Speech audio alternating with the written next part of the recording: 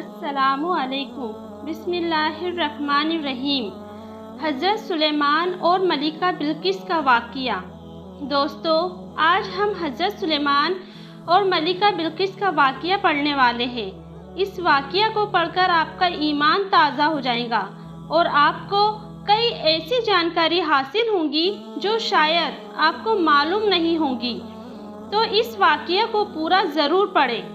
ایک بار حضرت سلیمان علیہ السلام کا دربار لگا ہوا تھا۔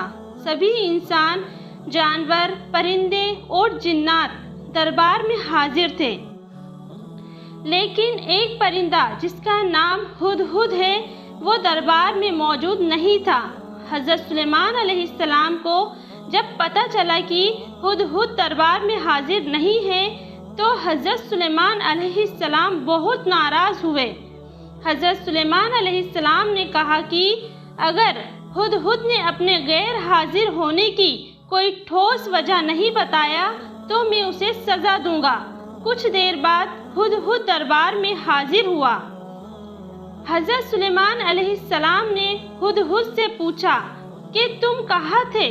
تو ہدہد نے حضرت سلیمان علیہ السلام سے کہا، اے اللہ کے پیارے نبی، میں نے آج ایک سلطنت دیکھی ہے جہاں ایک ملکہ حکومت کرتی ہے اور وہاں کے رہنے والے لوگ سورج اور چاند کو خدا مانتے ہیں اور اس کی عبادت کرتے ہیں۔ دوستو، ویسے تو سبھی پرندے حضرت سلیمان علیہ السلام کے حکم کو مانتے تھے، لیکن ہدہد حضرت سلیمان علیہ السلام کا سب سے زیادہ خدمت کرنے والا اور قریبی پرندہ تھا۔ پھر ہدہد نے حضرت سلیمان علیہ السلام کو ملکہ کی حکومت کے بارے میں سب کچھ بتایا۔ آج بھی یہ واقعہ تاریخ میں مشہور ہے، جسے ہم سبا کی رانی ملکہ بلقیس کے نام سے جانتے ہیں۔ ہدہد نے بتایا کہ ملکہ بلقیس ایک بہت بڑے تخت پر بیٹھ کر اپنی حکومت چلاتی ہے اور جو کچھ ایک بادشاہ کے پاس ہونی چاہیے وہ سب کچھ اس کے پاس ہے، لیکن وہ اور اس کی قوم چاند، سورج اور ستاروں کی عبادت کرتے ہیں اور اسے اپنا خدا مانتے ہیں۔ اس کے بعد حضرت سلیمان علیہ السلام نے ملکہ بلقیس کے نام خط لکھا اور ہدہد اس خط کو لے کر ملکہ بلقیس کے پاس گیا۔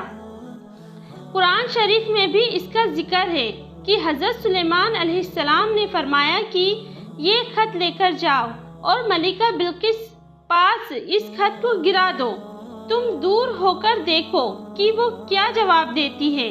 اس کے بعد ہدہد وہ خط لے کر گیا اور ملکہ بلقیس کی گود میں خط کو گرا دیا۔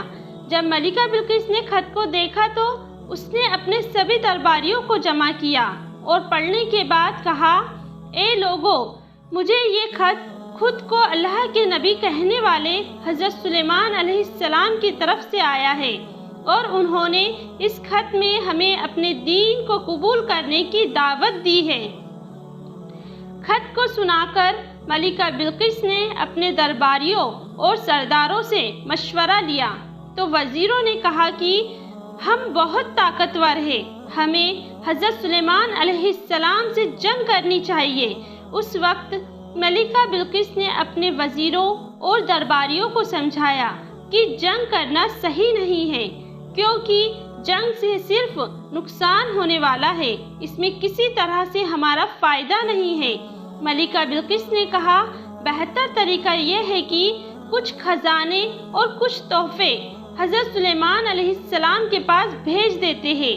اگر وہ سچ میں اللہ کے نبی ہے تو ہمارے اس تحفے کو قبول نہیں کریں گے اور ہم لوگوں کو اپنے دین میں پھر سے داخل ہونے کے لیے کہیں گے، اور اگر وہ صرف بادشاہ ہوں گے تو ہمارے تحفے کو قبول کر کے ہم سے دوبارہ اللہ پر ایمان لانے کے لیے نہیں کہیں گے۔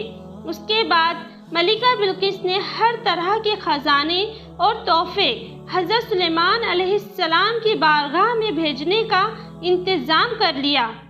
ہدہد یہ سب دیکھ کر ترنت حضرت سلیمان علیہ السلام کی بارگاہ میں حاضر ہوا اور انہیں یہ سب کچھ بتایا۔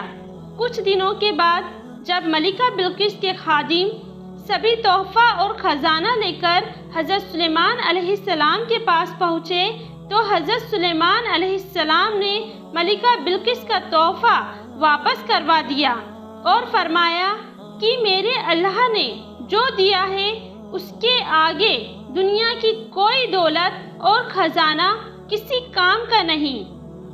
دوستو، ملکہ بلقیس کا تخت 80 گز لمبا اور 40 گز چوڑا تھا۔ اس تخت میں سونا، چاندی، ہر طرح کے ہیرے جواہرات لگے ہوئے تھے۔